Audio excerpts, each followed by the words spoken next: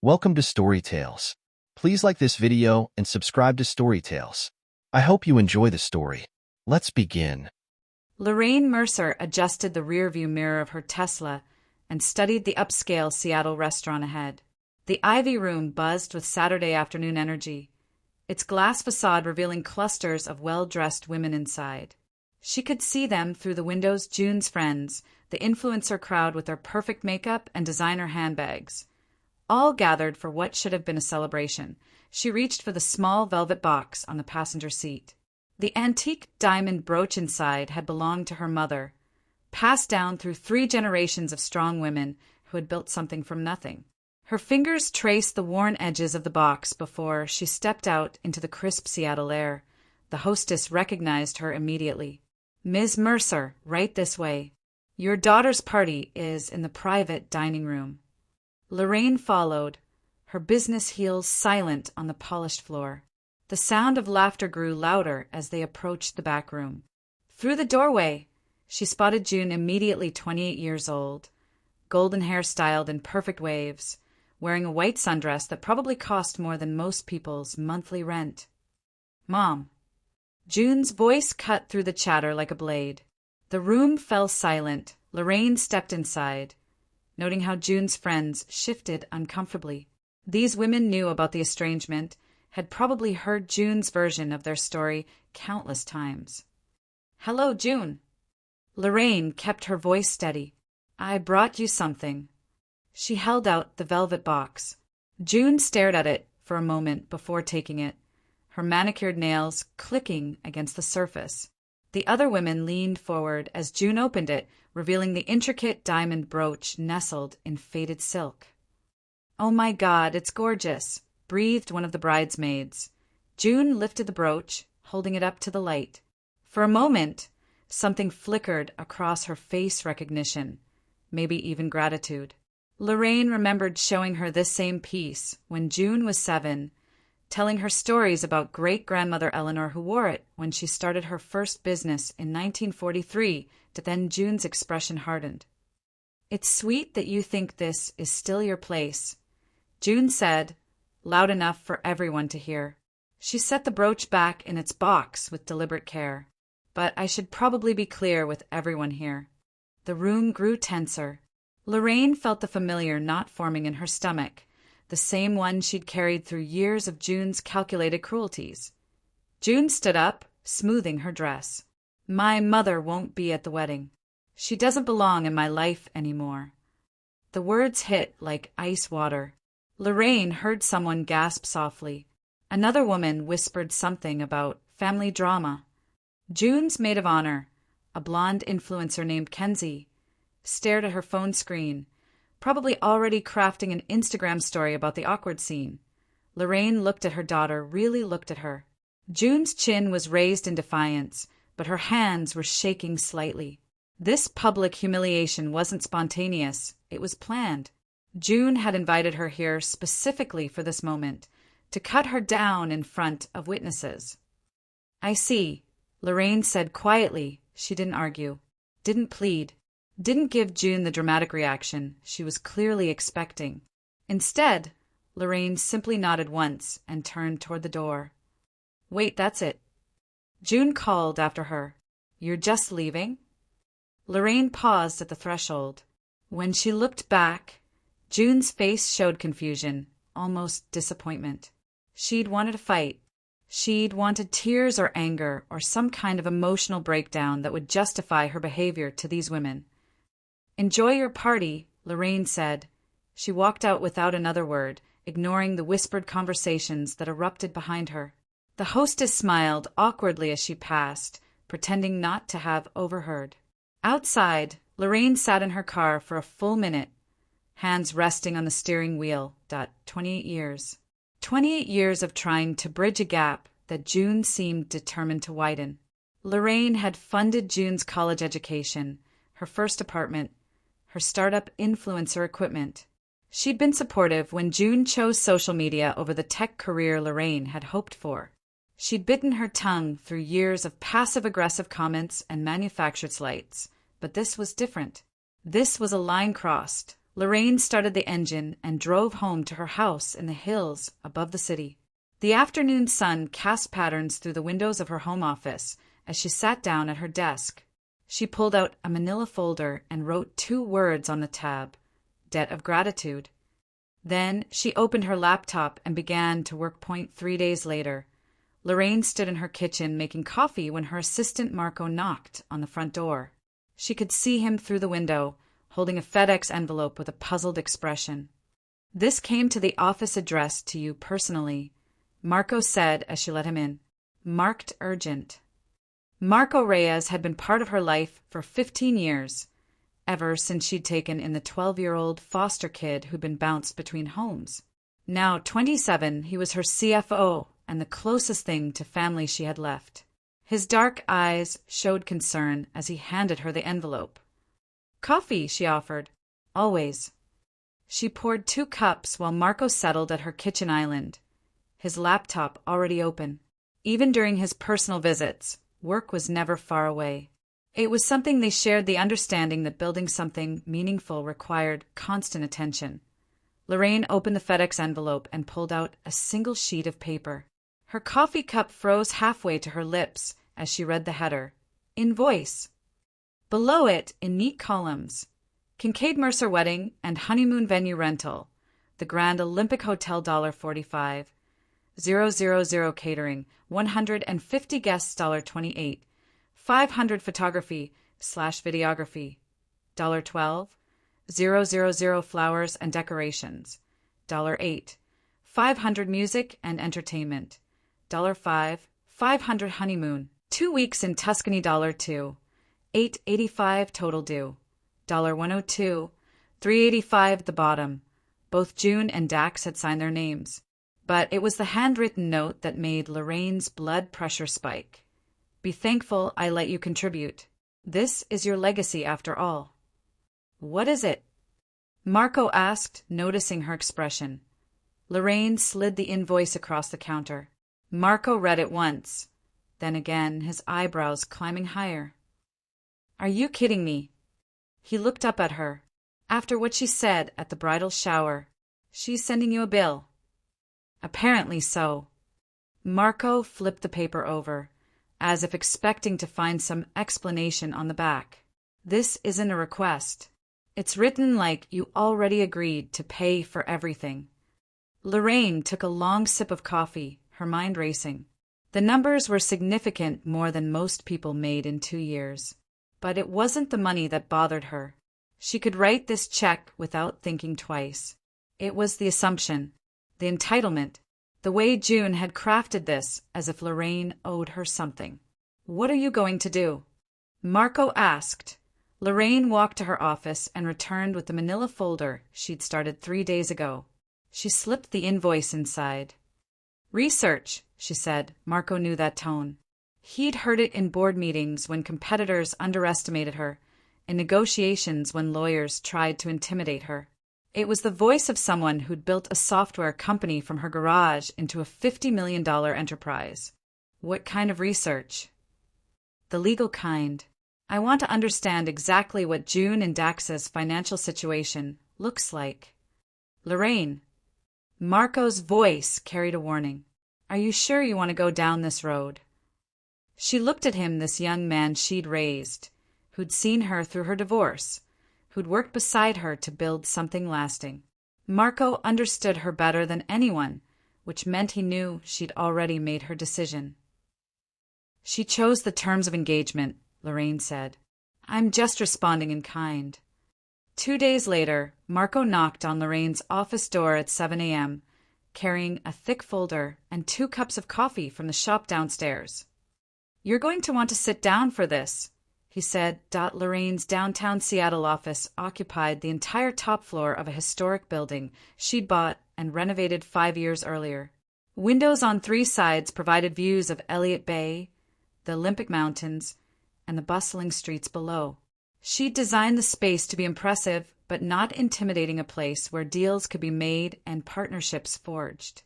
Marco spread several documents across her conference table. "I used only public records, asset searches, and information that's legally accessible. Nothing shady, What did you find? June's in trouble. Deep trouble. Marco pulled out a credit report. 35,000 in credit card debt across 7 different cards. Most of them are maxed out.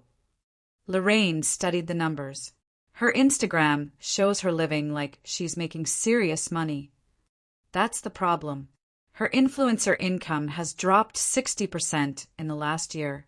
She's down to maybe $4,000 a month in sponsorship deals, and that's before taxes and business expenses. Marco flipped to another document. It gets worse. She took out personal loans totaling $60,000 over the past 18 months. The payments alone are eating up most of her income. And Dax? Marco's expression darkened. Dax Kincaid is a walking financial disaster. 3 LLCs in the past 5 years, all failed. His brand consulting business exists mainly on paper. I found tax records showing he made less than $25,000 last year. That's not enough to live on, which explains why he's facing 2 lawsuits. One for breach of contract with a client who paid him $15,000 for a marketing campaign he never delivered. Another for defamation. Apparently he trashed a former business partner online when their company folded. Lorraine absorbed this information.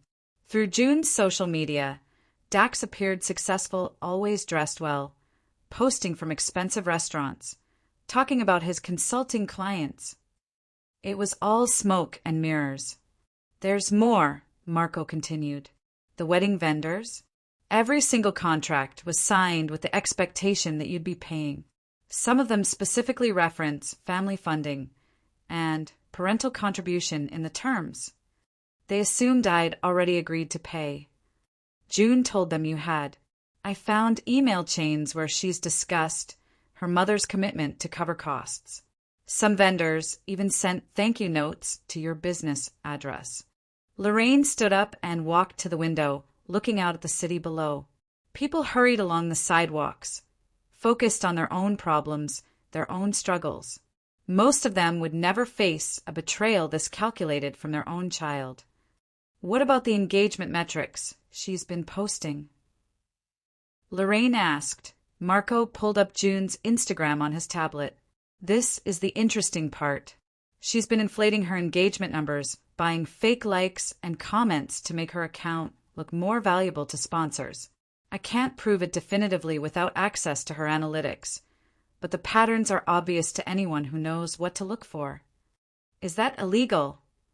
It's fraud if she's using those fake numbers to secure paid partnerships. Some brands are getting wise to it. I found 3 sponsors who've recently pulled out of deals with her, citing metric discrepancies. Lorraine returned to the table and looked at the papers spread before her. This wasn't just entitlement or poor planning. This was a deliberate scheme. June and Dax had constructed an elaborate financial trap, counting on Lorraine's guilt and sense of family obligation to bail them out. They're broke, she said. Completely. Without this wedding money, they're looking at bankruptcy within 6 months. Lorraine picked up the original invoice and read June's handwritten note again. Be thankful I let you contribute. This is your legacy after all. The irony was perfect. June had positioned this as Lorraine's obligation, her chance to prove her worth as a mother. But it was actually June who was desperate, who needed this money to survive. The public humiliation at the bridal shower hadn't been about severing ties, it had been about creating distance, so the eventual ask for money would seem more reasonable. What do you want to do? Marco asked. Lorraine closed the folder and looked at him. Nothing. Nothing. I'm going to do exactly nothing. No check. No wire transfer. No contribution of any kind. She paused. But I am going to send a response. She walked to her desk and pulled out a piece of her personal stationery. In her neat handwriting, she wrote, "Thank you for the opportunity to support your new life. You'll have what you need soon." She signed it and handed it to Marco. "Have this messengered to June today." Marco read the note and looked up at her. "This is going to make her think you're paying." "I know." "Lorraine, what are you really planning?" She smiled, but it wasn't a warm expression. I'm going to give June exactly what she asked for. She wanted to cut me out of her life, to make it clear that I don't belong. She wanted to treat our relationship as a business transaction. Lorraine walked back to the window, her voice growing quieter but more intense. So that's what she'll get, a business transaction. And like any business transaction, I'm going to read the fine print very carefully. 1 week after sending her carefully worded response, Lorraine sat in her attorney's office in downtown Seattle. Patricia Winters had been handling her legal affairs for 12 years, ever since Lorraine's divorce. She was a sharp woman in her 50s who specialized in complex financial disputes and had never lost a case that mattered. You want to freeze June's trust fund? Patricia asked, reviewing the documents spread across her mahogany desk. Temporarily delay the transfer pending verification of legitimate business use, Lorraine corrected. The trust was set up to transfer automatically when June turns 30, but there's language about preventing funds from being used for fraudulent purposes. Patricia flipped through the trust documents. These clauses were put in place during your divorce to prevent your ex-husband from accessing the money through June. Exactly, but they apply to any fraudulent use of the funds. And you're saying June's wedding planning constitutes fraud? Lorraine slid a folder across the desk. She's told vendors that I've committed to paying without my authorization. She's signed contracts using my name as a credit reference. And she's inflated her social media metrics to secure sponsorship deals that are partially funding this wedding. Patricia read through Marco's research, her expression growing more serious. This is substantial. The forged credit references alone could constitute wire fraud if they cross state lines. I don't want to press criminal charges. Yet, I just want to exercise my legal rights to protect my assets while conducting due diligence. How long do you want the delay? Lorraine checked her watch. The wedding is in 3 weeks. I think 30 days would be appropriate for a thorough review. Patricia made notes on her legal pad. What about the gift transfers you've made in the past?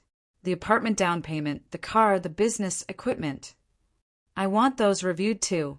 If June has been misrepresenting our relationship to vendors and sponsors, claiming I'm financially backing her business when I've made no such commitment, then previous gifts may need to be reassessed for tax purposes. This was perfectly legal, but would create immediate problems. Any gift over $15,000 had to be properly documented for tax purposes. If June had been claiming Lorraine's previous generosity as ongoing business support rather than personal gifts, it could trigger audits and penalties. You're essentially freezing her access to any family money, Patricia observed. I'm ensuring that my assets are protected while I evaluate whether previous financial support was obtained under false pretenses. Patricia closed the folder. I can have the paperwork filed by tomorrow morning. The trust fund freeze will be immediate. The gift review will take longer to implement, but will create uncertainty about June's financial backing. Perfect. As Lorraine left the attorney's office, her phone buzzed with a text from Marco. June just posted another wedding countdown. 3 weeks until the best day of my life, with a picture of her ring. Lorraine didn't respond. She had work to do. The next morning, she sat in her office making a series of phone calls. The first was to her accountant. David, I need you to flag any business uses of my name or company in relation to wedding vendors. Send cease and desist letters to anyone who's been told I'm providing financial backing without written authorization. Are we talking about June's wedding? We're talking about unauthorized use of my credit and reputation for business purposes. Her second call was to a private investigator she'd used for corporate due diligence. I need verification of social media metrics for an influencer. Specifically, I need documentation of any artificially inflated engagement numbers. The third call was to Marco. I want you to monitor June's social media and vendor communications. Don't engage, just observe. If she makes any public statements about my financial involvement in her wedding, document them. By noon, the first domino had fallen. Patricia called to confirm that June's trust fund was officially frozen pending review. The bank would send notification within 24 hours. Lorraine's phone rang at 2:47 p.m. June's name appeared on the screen. She let it go to voicemail. The message was predictable. Mom, I got a weird letter from some law firm about my trust fund. Can you call me back? There must be some mistake. Lorraine deleted the message without saving it. That evening, she received a text. Call me. Now. She turned off her phone and poured herself a glass of wine. Outside her windows, Seattle glittered in the twilight. Somewhere across the city, June was probably discovering that her financial house of cards was starting to collapse. The next morning brought more calls from June, all ignored. But at 10 a.m., Marco knocked on her office door with his laptop open. You need to see this, he said. June's Instagram story showed her in her apartment, looking distressed. The caption read, When family tries to sabotage your happiness, some people can't stand to see others succeed. The post had been up for 2 hours and already had hundreds of comments. Most were supportive, but a few asked pointed questions about what had happened. She's testing the waters, Marco observed, seeing if she can create a narrative where you're the villain. Let her try. But Marco looked concerned. Some of her followers have real influence. If she decides to go public with this family drama, she won't, Lorraine said confidently. Going public would mean admitting she needs my money. That destroys her brand as an independent success story. Marco nodded slowly. You're thinking several moves ahead. I've been playing this game longer than she has. As if summoned by their conversation, Lorraine's phone rang. This time it wasn't June, it was her older sister B. Lorraine, what the hell are you doing to that girl? Lorraine put the call on speaker so Marco could hear. Hello, B. How are you? Don't hello be me. June called me crying. She says you're trying to steal her trust fund right before her wedding. I'm not stealing anything. I'm exercising my legal rights as the trust administrator. Over what? She's getting married, Lorraine. This is supposed to be the happiest time of her life. Lorraine looked out her office window at the busy street below. Did she tell you about the invoice she sent me? What invoice? For $102,000. For a wedding I wasn't invited to pay for a celebration of a relationship with a daughter who publicly stated I don't belong in her life. Silence on the other end. Then she sent you a bill? With a lovely note about how I should be grateful for the opportunity to contribute to her legacy. B was quiet for a long moment. Okay, that's not great. But she's young, Lorraine. She makes mistakes. This isn't a mistake. It's a calculated business transaction. She's treating me like a bank she can withdraw from after publicly severing our relationship. So you're going to ruin her wedding over it? The question hung in the air. Marco watched Lorraine's face, waiting to see how she'd respond. I'm not ruining anything, Lorraine said finally. I'm simply not participating in my own exploitation. If June wants to treat our relationship as a business arrangement, then I'm going to treat it like one. That means contracts, documentation, and mutual benefit. You're being vindictive. I'm being smart. There's a difference. B sighed heavily. This is going to destroy your relationship with her forever. She already destroyed it.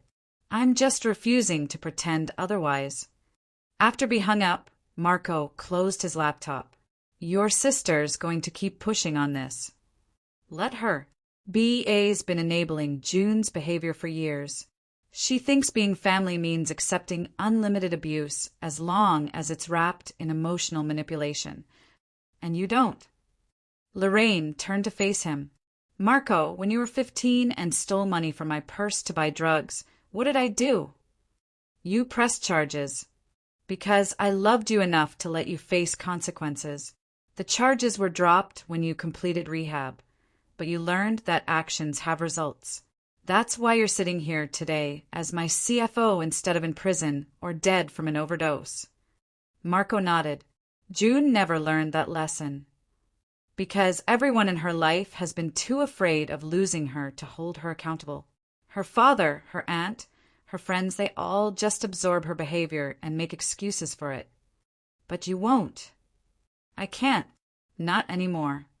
3 days later, Lorraine's phone exploded with notifications.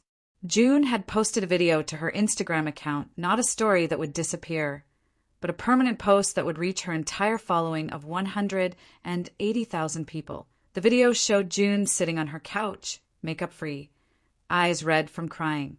She looked directly into the camera with the kind of vulnerable authenticity that her followers craved. "Hi, everyone," she began, her voice shaky. "I wasn't going to talk about this publicly, but I think it's important to be honest about what I'm going through right now." She paused, wiping her eyes with a tissue. "As most of you know, my wedding is in 2 weeks. Dax and I have been planning this day for over a year, and it's supposed to be the happiest time of our lives. But my family, specifically my mother, has decided to use this moment to hurt me in the most devastating way possible." Marco, who was watching the video in Lorraine's office, looked up at her. Lorraine's expression was stone cold as June continued. "My mother has frozen my trust fund and is trying to block payments for my wedding. She's claiming I've done something fraudulent, which is completely untrue. The real reason is that she can't stand to see me happy and independent." June's voice broke slightly. "I know this is hard for people to understand. When you see someone successful, you assume their family is supportive. But sometimes the people who should love you most are the ones who try to tear you down when you're building something beautiful."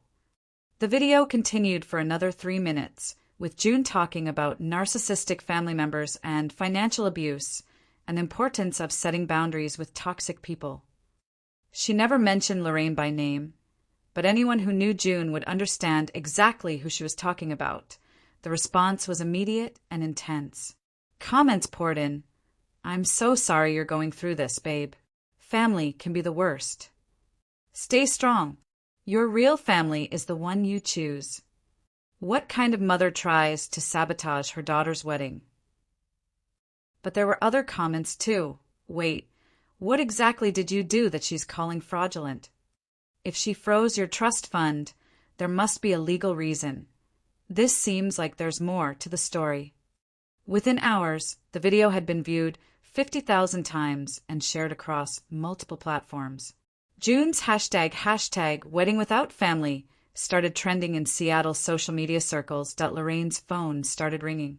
First reporters from local lifestyle blogs, then her business contacts who'd seen the video, then friends who were concerned about the public nature of the dispute. She ignored them all, but she couldn't ignore the email that arrived from her largest client, a Fortune 500 company that used her software for their HR systems. The email was diplomatically worded, but clear. They were concerned about reputational issues and wanted to discuss recent social media tension at their next meeting. Marco found her in her office at 8 p.m., still at her desk, reading through similar messages from 3 other major clients. "This is getting out of hand," he said, settling into the chair across from her desk. "It's exactly what I expected. Your clients are worried about their brand association with yours. If June keeps pushing this narrative, she'll overplay her hand." Lorraine finished. "June's always been her own worst enemy. She can't help herself." As if on cue, Lorraine's phone buzzed with a notification. June had posted another video, this one filmed in her car outside a wedding vendor's office. "Update on my situation," June said, her voice tight with frustration. "I just got out of a meeting with my wedding planner, and apparently several vendors have received legal letters claiming my mother never authorized payment for services. This is insane. She's actively trying to sabotage my wedding by lying to vendors." This video was angrier, more desperate. June's carefully crafted vulnerability was cracking, revealing the entitled rage underneath. "I want to be clear, my mother promised to help with wedding costs. She gave me her word. Now, she's backing out and trying to make me look like a liar. This is beyond cruel. It's sociopathic. The comments on this video were more mixed. Some followers were still supportive, but others were asking harder questions. Did she promise in writing? If vendors got legal letters, that means lawyers are involved. This doesn't sound like a family disagreement anymore. She's losing control of the narrative, Marco observed. And she knows it. That's why she's getting more aggressive. Lorraine's phone rang. She glanced at the screen and saw BEA's name. You need to stop this, B said without preamble. June is falling apart. June is showing her true character. I'm just refusing to enable it. She's your daughter, Lorraine. Your only child. She's a grown woman who made her choices. I'm making mine.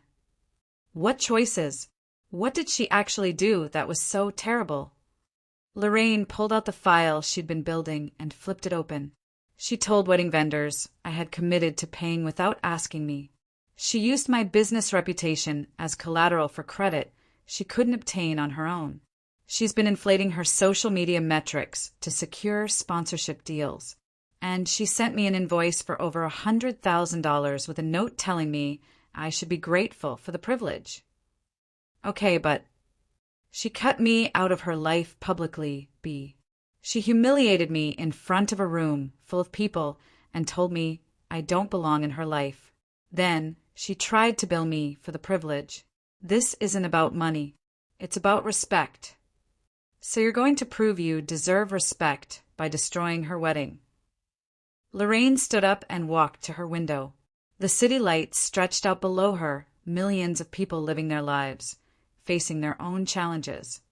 I'm not destroying anything. I'm simply not participating in my own abuse.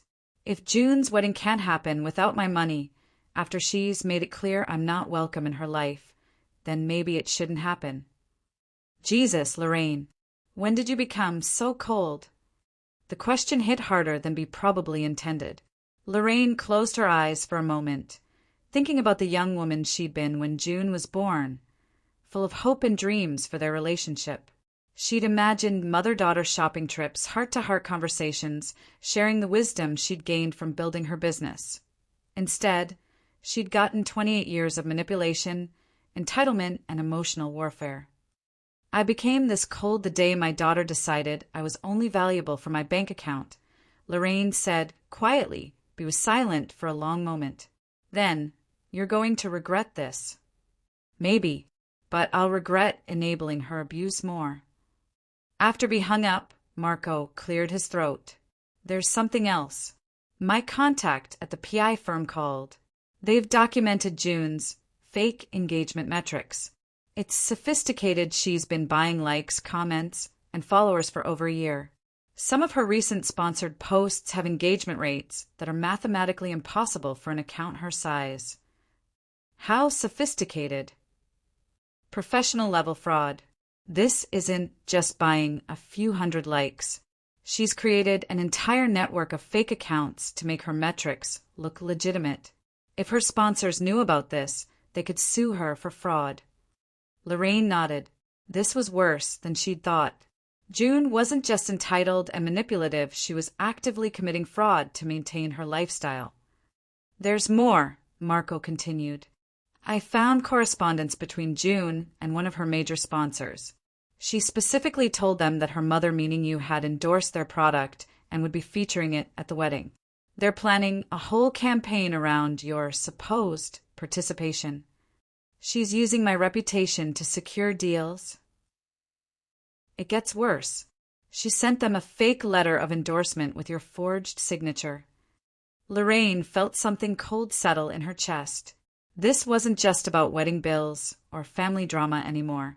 June had committed actual fraud, using Lorraine's name and reputation to secure business deals. I need to see that letter. Marco opened his laptop and turned it toward her. The letter was on Lorraine's business letterhead, which June could have copied from any number of documents over the years. The signature looked convincing at first glance, but Lorraine could see the subtle differences in the pen strokes. "This is a felony," she said quietly. "Yes, it is." Lorraine stared at the forged letter, her daughter's signature at the bottom of a document that could destroy both their reputations if it became public. All for a sponsorship deal worth maybe $5,000. "What do you want to do?" Marco asked. Before Lorraine could answer, her phone rang again. This time it was June. Lorraine looked at the screen for a moment, then answered. "Hello, June." "Mom." June's voice was strained, desperate. "We need to talk." "About what?" "About this situation. About the wedding. About us." "There is no us, remember? You made that very clear at your bridal shower." "I was upset. I said things I didn't mean." "You meant every word. And now you're dealing with the consequences." "Mom, please. I need your help." For the first time in their conversation, June sounded genuinely vulnerable instead of manipulative. But Lorraine had heard this tone before, usually right before June asked for money or a favor. "You need my money," Lorraine corrected. "Not my help. Not my love. Not my presence at your wedding. Just my money." "That's not true." "Then uninvite me from paying the bill. Handle your own wedding costs. Build your own life without my involvement." Silence on the other end. Then June's voice smaller. "I can't." "I know. The vendors are going to cancel everything. The venue, the catering, the flowers. Everything. Then maybe you should have thought about that before you decided to treat me like an ATM with no feelings. I'm sorry, okay? I'm sorry I hurt you. But you can't punish me like this. This is my wedding, Mom. This is supposed to be the most important day of my life." Lorraine looked at Marco, who was watching her face carefully. She could end this right now. Write the check, save the wedding, pretend everything was fine. But that would just reset the cycle. June would learn that she could abuse Lorraine as long as she eventually apologized when she needed something. The pattern would continue, getting worse each time. "Your wedding is exactly as important as you made me feel at your bridal shower," Lorraine said. "You get back exactly what you put in." "What does that mean?" "It means you chose this path. Now walk it." Lorraine hung up and turned off her phone. Marco was quiet for a moment. Then, that was hard to watch. It had to be done. "Are you okay?" Lorraine looked at the forged letter, still glowing on Marco's laptop screen. Her daughter had committed fraud using her name, tried to manipulate her through social media, and was now calling to apologize only because she needed money. "I'm fine," she said, but June's about to discover what consequences actually look like. Lorraine woke up on Friday morning to 17 missed calls from various Seattle phone numbers. She didn't recognize most of them, but a quick Google search revealed they were wedding vendors, florists, caterers, and event planners. She didn't call them back. Instead, she made coffee and settled into her home office to read the morning news. Her phone continued to buzz with incoming calls and text messages, but she ignored them all. Outside her windows, Seattle was waking up to a beautiful spring day, the kind of weather that would have been perfect for an outdoor wedding day at 9 a.m. Marco arrived with breakfast and his laptop. "It started," he said, setting a bag of pastries on her desk. "I've been monitoring vendor communications and social media. 3 major vendors canceled on June yesterday afternoon." "Which ones?" "The florist, the photographer, and the string quartet. They all cited the same reason: inability to verify payment authorization." Marco opened his laptop and showed her a series of emails. The vendors had received Lorraine's cease and desist letters and had done their due diligence. When they couldn't get written confirmation that Lorraine had actually agreed to pay, they'd exercise their cancellation clauses. "The venue is wavering too," Marco continued. "The Grand Olympic Hotel is requiring full payment by noon today or they'll cancel the reception." Lorraine sipped her coffee, feeling oddly calm. "What about June?" Radio silence since yesterday evening. Her last Instagram post was the angry video from her car. Nothing since then. This was unlike June, who usually posted multiple times per day. Her social media presence was her business, her brand, her lifeline to the income that kept her afloat. Going silent meant she was either planning something big or completely falling apart. At 10:30 a.m., Lorraine's phone rang with a call from Patricia Winters. "The hotel just called my office," Patricia said. "They're looking for authorization to charge your credit card for the wedding reception. Apparently June told them you'd handle it directly with them." "I never spoke to the hotel."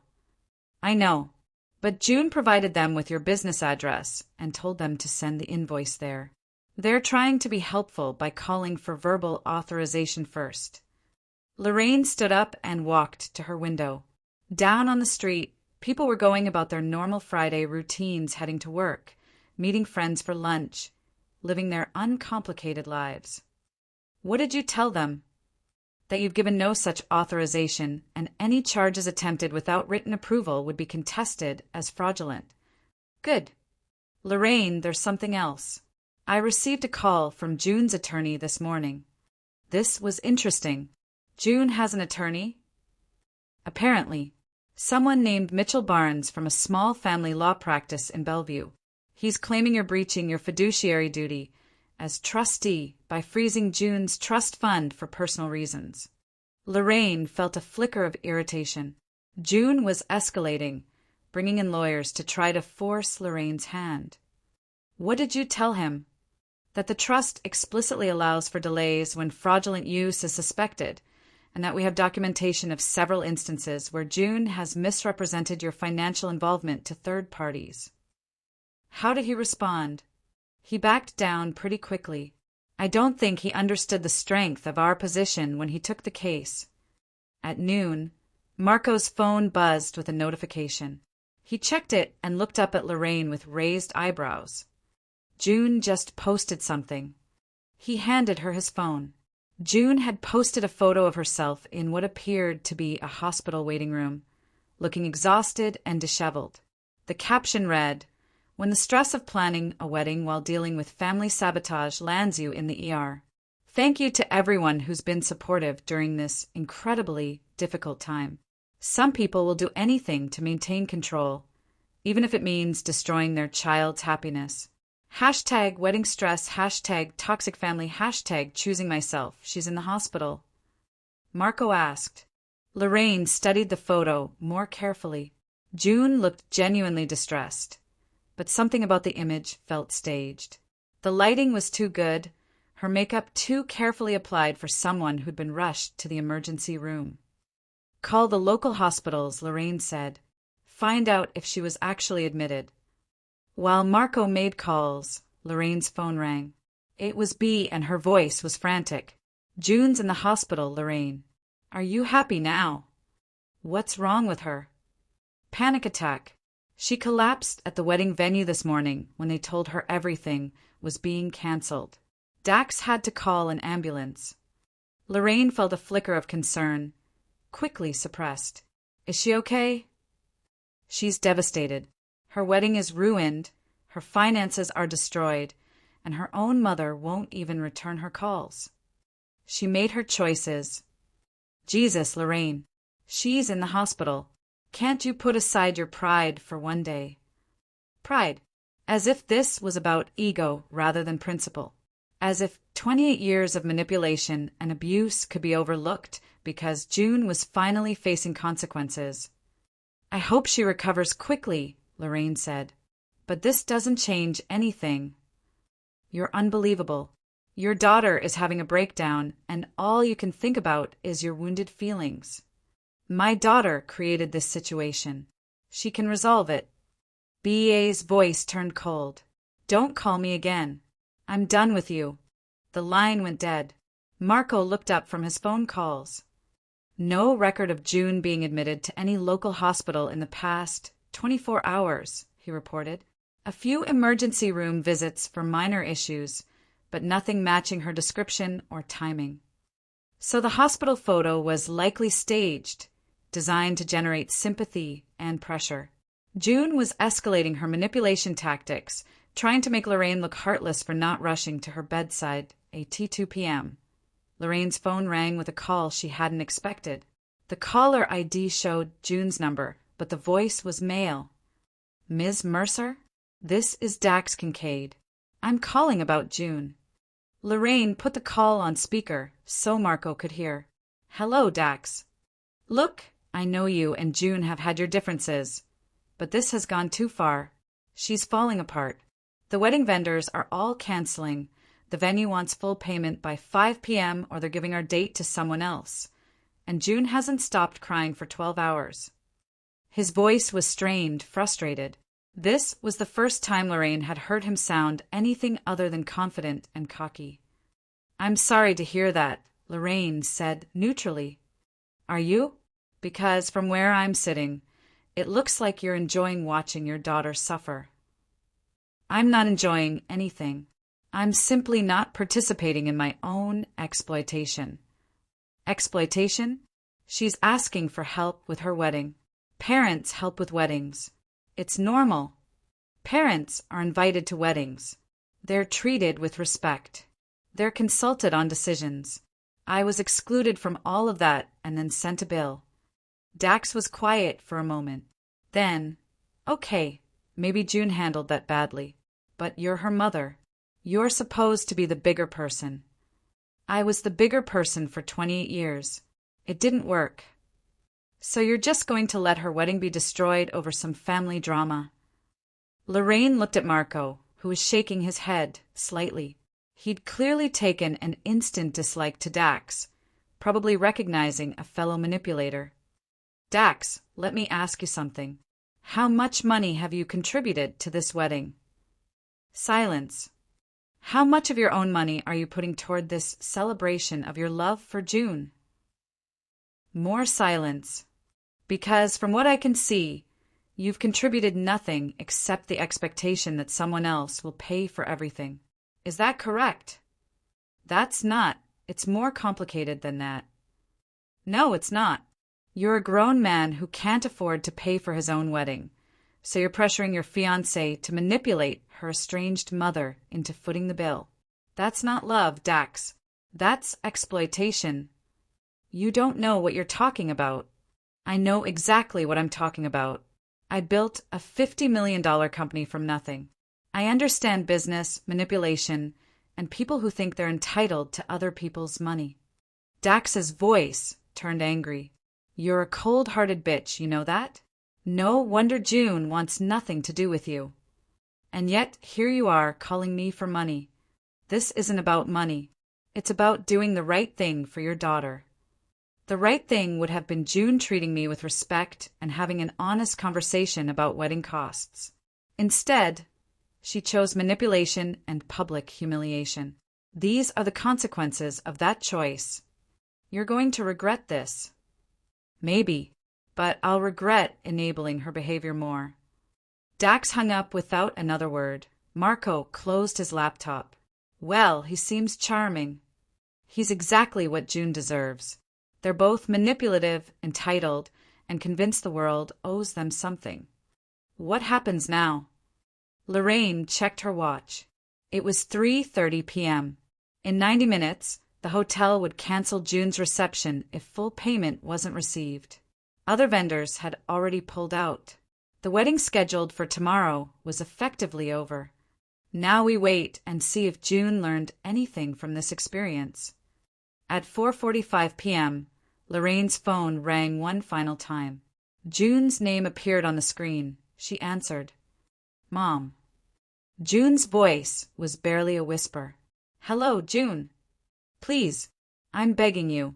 Just this once, please help me. For a moment, Lorraine heard the little girl June had once been vulnerable, scared, needing her mother's protection. It would be so easy to say yes, to write the check, to save the day and pretend everything was fine. But that little girl had grown into a woman who'd chosen manipulation over honesty, entitlement over gratitude, and public humiliation over private conversation. I owe you nothing, Lorraine said quietly. You severed our bond. That was your right. What comes next? That's mine. She hung up and turned off her phone. Outside her windows, Seattle continued its Friday afternoon rhythm. Somewhere across the city, June was probably making frantic calls to relatives, friends, anyone who might lend her money for tomorrow's disaster, but Lorraine was done. She'd given June every opportunity to choose differently, to treat their relationship with respect, to acknowledge the damage she'd caused. June had chosen otherwise. Now she would live with the consequences. Saturday morning arrived with the kind of perfect spring weather that wedding planners dream about. Lorraine woke up early in her mountain cabin, 2 hours north of Seattle, where she'd driven the night before to avoid any last-minute attempts at contact from June or her extended family. The cabin sat on 20 acres of pine forest overlooking a small lake. She'd bought it 5 years earlier as a retreat from the demands of running her company, a place where she could think clearly without the distractions of city life. This morning, she needed that clarity more than ever. She made coffee and settled onto the wraparound porch with her laptop and phone, which she'd finally turned back on. 17 new voicemails waited, but she ignored them. Instead, she opened her laptop and pulled up June's Instagram account. Nothing new since yesterday's hospital photo at 8:09 a.m. Her phone buzzed with a text from Marco. It's starting. He'd spent the night monitoring social media and vendor communications from his apartment in the city. What followed was a steady stream of updates that painted a picture of complete collapse. 9:15 a.m. First guests arriving at the Grand Olympic. Venue doors are locked. Manager talking to confused people in the lobby. 9:32 a.m. June's maid of honor just posted asking if anyone knows what's happening. Wedding ceremony was supposed to start at 10:30, 9:45 a.m. Catering truck showed up, got turned away. Driver looks pissed. Lorraine read each update with growing detachment. She'd imagined this moment for weeks, but the reality felt surreal. Somewhere in Seattle, 150 people were discovering that the wedding they'd dressed up for, traveled for, cleared their schedules for, simply didn't exist. 10:15 a.m. Photographer just posted on Instagram asking why no one's at the venue. Says he's been waiting for an hour. 10:30 a.m. Guests starting to leave. Overheard someone saying the bride is having a breakdown. Lorraine poured herself another cup of coffee and walked to the edge of her property, where a small dock extended into the lake. The water was perfectly still, reflecting the cloudless sky like a mirror. She'd brought June here once, when she was 12, for a weekend of fishing and hiking. June had complained about the lack of Wi-Fi and spent most of the time reading magazines in the cabin. Even then, they'd been living in different worlds. 11:00 a.m. Wedding party showed up at venue. Dax is yelling at hotel staff. June nowhere to be seen. 11:30 a.m. Hotel security escorted Dax out. He was screaming about lawsuits and fraud. 12:15 p.m. June finally posted, "You need to see this." Lorraine opened Instagram and found June's latest post. It was a video filmed in what looked like her apartment, with poor lighting and shaky camera work. June appeared exhausted, her face puffy from crying, her hair uncombed. "I don't know what to say to everyone who came to celebrate with us today," June began, her voice hoarse. "As most of you have figured out by now, there's no wedding. There's no reception. There's nothing." She paused, wiping her nose with a tissue. "My mother decided to destroy the most important day of my life because I hurt her feelings. She froze my trust fund, lied to vendors about payment, and sabotaged every aspect of our celebration. All because I didn't grovel enough for her approval." The camera shook as June's hands trembled. "I want everyone to understand what kind of person does this to their own child. What kind of mother uses money as a weapon to control and punish. I'm sharing this because I don't want anyone else to go through what I've been through." The video continued for another 2 minutes, with June describing Lorraine as narcissistic, manipulative, and emotionally abusive. She painted herself as the victim of a power-hungry mother who couldn't stand to see her daughter happy. The comments were immediate and brutal. "What did you actually do to make her freeze your trust fund?" This sounds like there's way more to this story. If you can't afford your own wedding, maybe don't have such an expensive one. But there were supportive comments too. I'm so sorry, babe. Family can be toxic. You're better off without people like that in your life. Focus on your husband and forget about her. Lorraine noticed that June had referred to Dax as her husband, even though no wedding had taken place.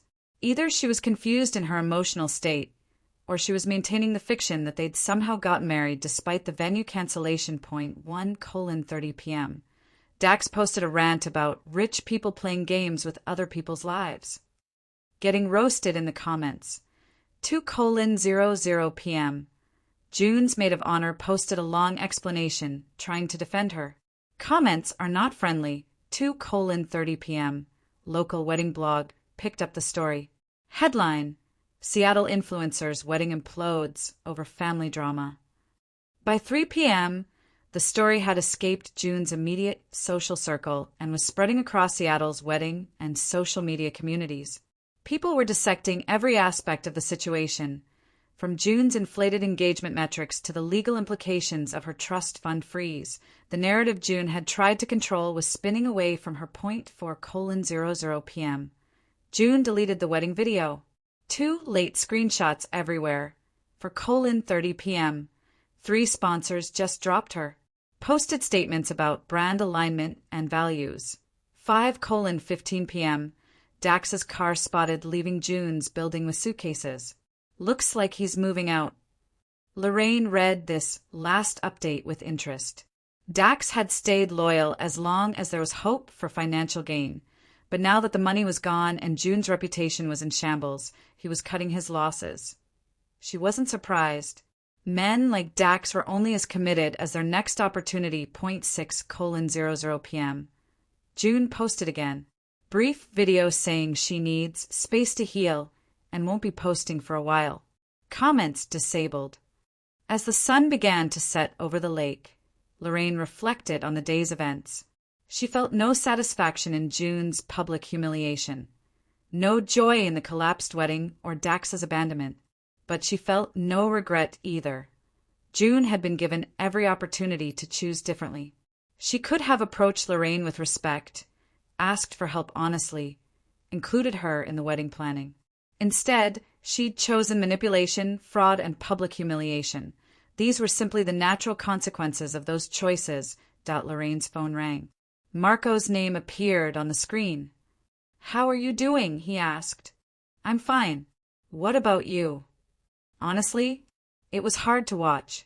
I know June treated you terribly, but seeing someone's life implode in real time is difficult," Lorraine finished. "I know. But Marco, what would have happened if I'd given in? If I'd written the check and saved her wedding?"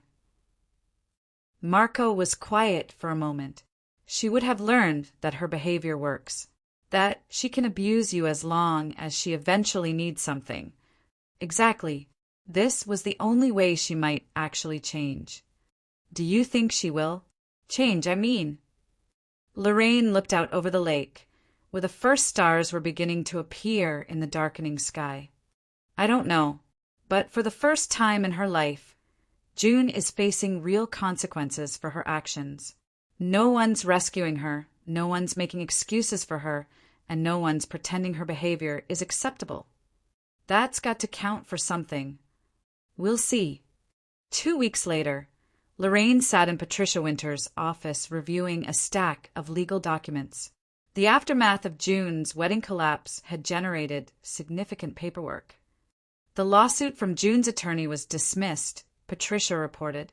"Once we provided documentation of her fraudulent use of your name and reputation. He withdrew the case immediately." "What about the sponsorship deal with the forged letter?" "Settled out of court. June agreed to pay restitution and issue a public apology. The company agreed not to press criminal charges." This had been the most serious legal consequence of June's actions. The forged endorsement letter could have resulted in felony fraud charges, but Lorraine had negotiated a civil settlement instead. She wanted June to face consequences but she didn't want to destroy her daughter's life completely.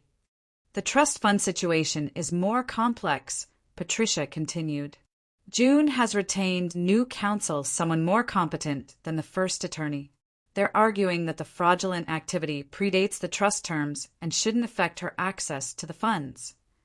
What's your assessment? They have a point legally, but they also know we have strong documentation of ongoing fraudulent behavior. I think they'll settle for a structured release rather than risk a full investigation. Meaning, June gets access to the trust funds, but in smaller payments over several years instead of a lump sum. It protects her from making more poor financial decisions while still giving her the resources she's legally entitled to. Lorraine nodded. This seemed fair. June would get her inheritance, but in a way that prevented her from immediately squandering it on another ill-conceived venture. What about her current financial situation? Difficult. She owes about $80,000 in combined credit card and personal loan debt. Her influencer income has dropped to almost nothing after the sponsorship cancellations. She's had to move to a smaller apartment and is apparently looking for traditional employment. For the first time since this began, Lorraine felt a flicker of sympathy for her daughter. June had spent years building her social media presence and had collapsed in a matter of days. Starting over in her late 20s, with significant debt and a damaged reputation, would be genuinely challenging, but it was also the first real accountability June had ever faced. Any word from June directly? Patricia asked. One email, very brief. 3 days earlier, Lorraine had received a message from June with the subject line, "I'm sorry." The body contained only 2 words, "I'm sorry." Lorraine had read it several times, looking for hidden manipulation or strings attached. But it seemed genuine, the first straightforward communication she'd received from June in years. She hadn't replied.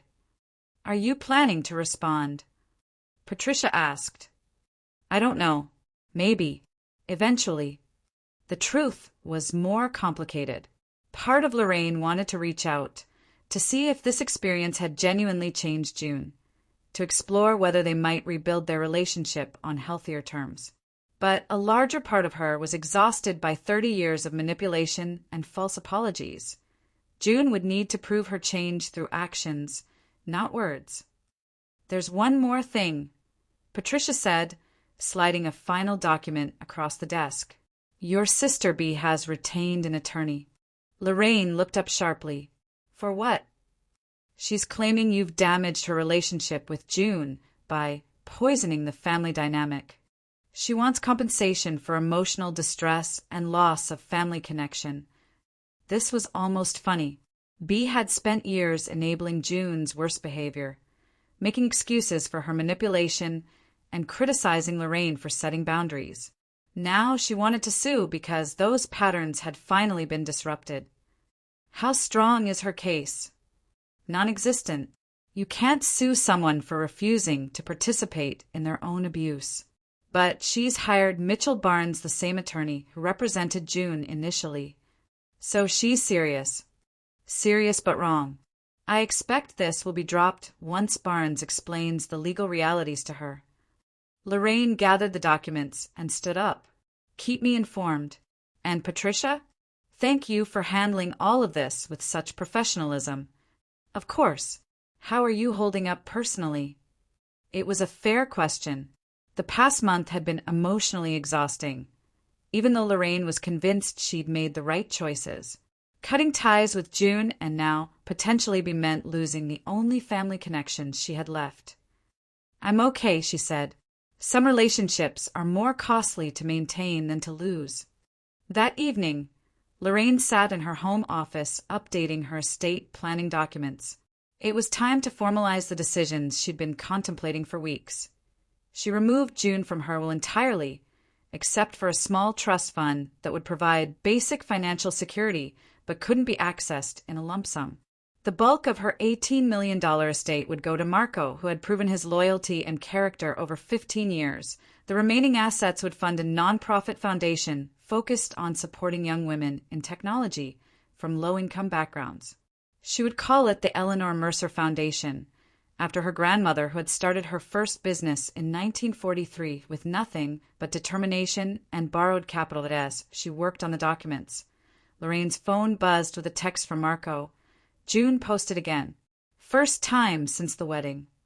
Curious despite herself, Lorraine opened Instagram and found June's latest post.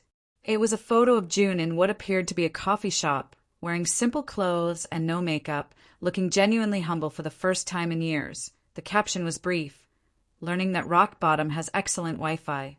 Taking a break from social media to focus on building something real instead of something that just looks good online.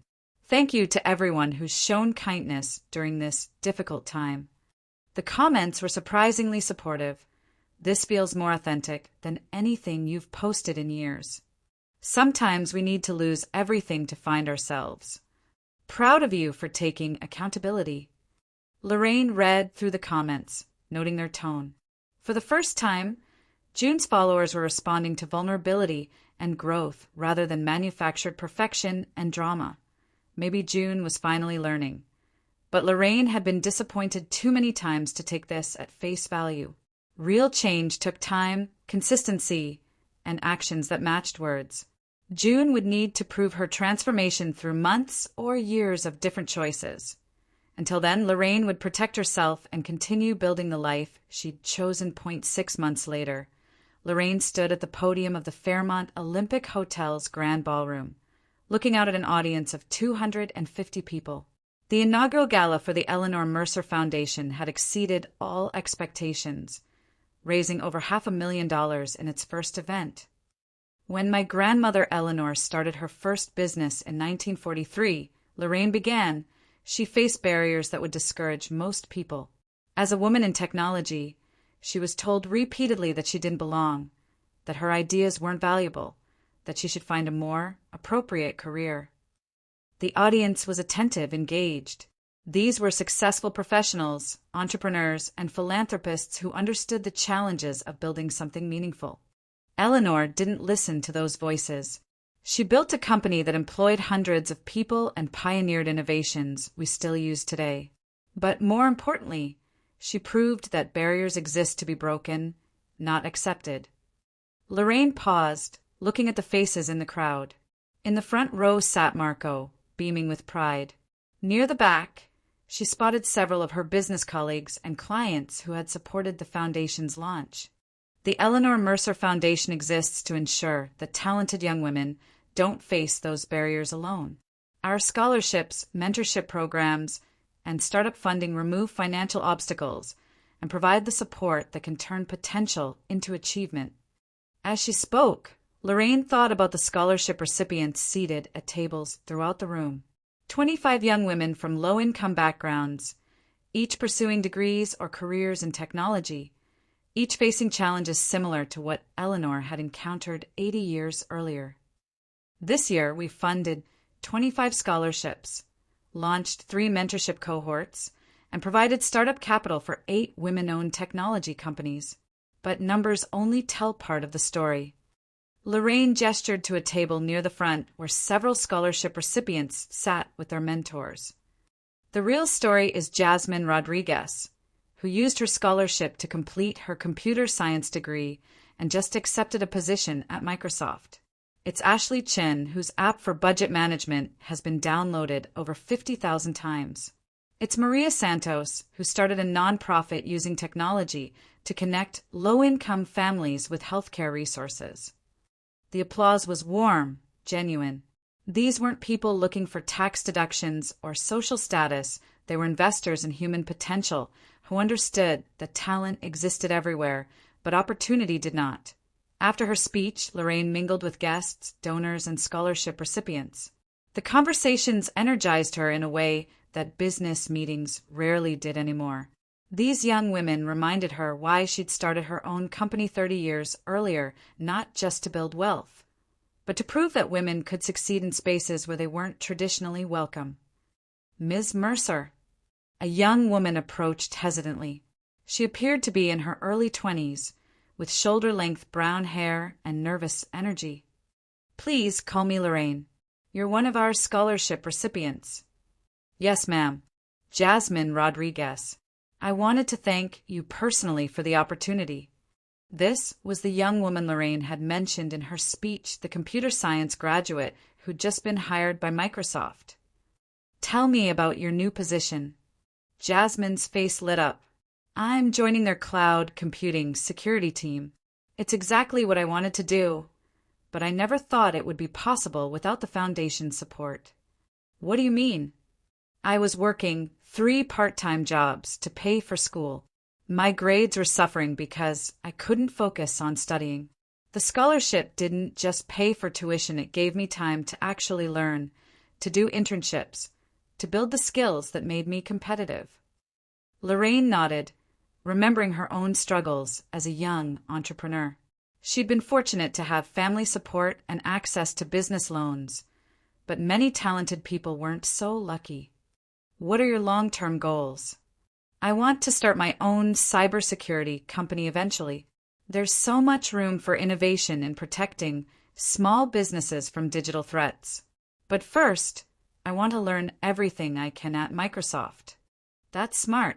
Build your expertise, understand the market, then create something new. As they talked, Lorraine felt a sense of satisfaction she'd rarely experienced in her business career. Helping Jasmine succeed wouldn't directly benefit Lorraine financially, but it would create ripple effects the innovations Jasmine developed. The employees she'd eventually hire, the problems she'd solve.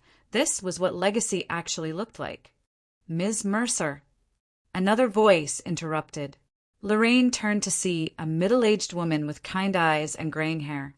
I'm Dr. Sarah Williams from the University of Washington's Computer Science Department. I wanted to thank you for creating the foundation. It's my pleasure. Are you involved with our scholarship program? Indirectly. Several of our students have received Eleanor Mercer scholarships, and the impact has been remarkable. These aren't just academic achievers, they're students who are on the verge of dropping out due to financial pressure. Your funding has changed their trajectory completely. Dr. Williams paused, choosing her words carefully. I also wanted to say that I admire your approach to philanthropy. Too many wealthy donors want their names on buildings or programs that make them look good. You've created something that actually solves problems. As the evening wound down, Lorraine found herself in conversation with a small group of foundation board members and major donors. They were discussing expansion plans, additional scholarship programs, and partnerships with other organizations. The demand is overwhelming, reported Jennifer Park, the Foundation's executive director. We received over 300 applications for 25 scholarships. Every single applicant was qualified and deserving. What would it take to double the program? Asked one of the donors. About $2 million in additional annual funding, Jennifer replied. That would let us support 50 scholars per year, plus expand our mentorship and startup funding programs. Lorraine made a mental note to discuss this with her financial advisor. Her company continued to generate significant profits, and she lived simply despite her wealth. Expanding the foundation's impact would be a meaningful use of those resources. As guests began to leave, a young woman approached Lorraine near the exit. She was perhaps 19 or 20, with nervous energy and an expression that seemed familiar. Ms. Mercer? I'm sorry to bother you, but I wanted to introduce myself. I'm Emma Richardson, one of the new scholarship recipients. It's wonderful to meet you, Emma. What's your area of study? Software engineering with a focus on artificial intelligence. I'm particularly interested in using AI to improve accessibility technology for people with disabilities. They talked for several minutes about Emma's research and career goals. She was articulate, passionate, and clearly brilliant. But something about her manner reminded Lorraine of someone. Though she couldn't place WHO to AS, Emma prepared to leave. She hesitated. Ms. Mercer, can I ask you something personal? Of course. Don't you ever regret not having a family legacy? I mean, you've built this amazing company and foundation, but don't you wish you had children or grandchildren to carry on your work? The question was almost identical to one Lorraine had been asked many times over the past 6 months. Friends, colleagues, and business acquaintances had all wondered aloud about her choice to focus on philanthropy rather than family reconciliation. Lorraine looked around the ballroom, where foundation staff were cleaning up after a successful evening. She thought about Jasmine Rodriguez starting her career at Microsoft, about the other scholarship recipients pursuing their dreams, about the young women who would benefit from the foundation in years to come. "I do have a family legacy," she said, smiling at Emma. "I just changed the definition." Emma looked confused for a moment, then understanding dawned on her face. "You mean the foundation? The scholarship recipients?" "I mean the impact. The innovations you'll create, the problems you'll solve, the barriers you'll break. That's a legacy that will last long after I'm gone." Emma smiled, a genuine expression of gratitude and understanding. "Thank you," she said simply, "for everything." As the young woman walked away, Lorraine felt a sense of completion she'd been seeking for years. She'd built a successful business, accumulated significant wealth, and achieved professional recognition. But none of those accomplishments had provided the deep satisfaction she felt tonight. This was what she'd been working toward without realizing it, not just personal success, but the ability to create opportunities for others, to remove barriers that had limited generations of women before them. Marco appeared at her side as the ballroom emptied. "Great event," he said. "Eleanor would have been proud." "I think so, too." They walked toward the exit together, past tables covered with information about the Foundation's programs and photos of scholarship recipients. Lorraine paused at one display showing the results of the Foundation's first year. 25 scholarships awarded, 3 businesses launched, over 200 women enrolled in mentorship programs. "Any regrets?" Marco asked quietly. Lorraine thought about June, who had sent one more email 3 weeks earlier with a single line. "I got a job at a nonprofit, learning a lot about myself." She'd included no requests for money, no attempts at manipulation, no complaints about her circumstances. Maybe June was genuinely changing. Maybe their relationship could eventually be rebuilt on healthier terms. But even if it couldn't, Lorraine had found peace with her choices. "No regrets," she said. "Just different priorities." They stepped out into the Seattle evening, where the city lights reflected off Elliott Bay and the Olympic Mountains stood silhouetted against the clear sky. Lorraine had lived in this city for 30 years, had built her business here, had raised Marco here, had watched June grow up here. But tonight felt like a new beginning rather than an ending that she'd spent decades trying to create a legacy through family relationships that were defined by manipulation and entitlement. Now she was building something based on merit, potential, and mutual respect that it was a legacy she could be proud of. "Ready to go home?" Marco asked. Lorraine took one last look at the hotel where her foundation had just celebrated its first major milestone. Inside, the cleanup crew was finishing their work. In a few hours, the ballroom would host another event, serve another purpose, but tonight had been hers. Tonight had been about the future she was creating, the women whose lives would be changed, the barriers that would be broken. "Yes," she said, "let's go home."